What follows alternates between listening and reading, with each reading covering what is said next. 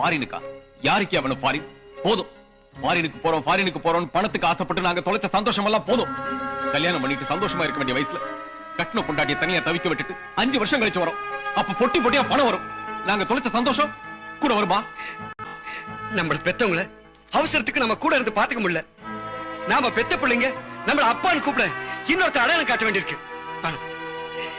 இந்த வேதனை வேணாம். கொல்லி வைக்கிற ஆம்பளை பிள்ளைங்களை பெத்துக்குவாங்க. அது கூட வர முடியாம அழுது தவிக்க நிலைமை வேணாம். சாகர வரைக்கும் சந்தோஷமா வாழ வேண்டிய தாம்பத்திய உறவு இனிமே இந்த ஃபாரின் மோகத்துல சந்தேகத்தில எரிஞ்சிட வேணாம். இவ்வளவு பண்ணிட்டு அங்க போய் என்ன வேலை செய்யறோம்?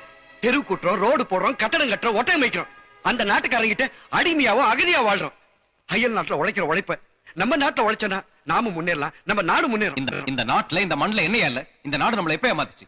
அள்ளித்தர இந்த பூமியை விட்டு நம்ம எதுக்கு அயல் நாட்டுக்கு போகணும்? ஜப்பான்ல குண்டு போட்டு அந்த நாடே அழிஞ்சப்ப அந்த நாட்டு மக்கள் பொழப்பு தேடி வெளிநாட்டுக்கு ஓடிடல. அங்கேயே உழைச்சி இன்னைக்கு உலகத்துல நம்பர் 1 இருக்காங்க. அதை விட எத்தனை கோடி மடங்கு வளமான நாடு நம்ம இந்தியா.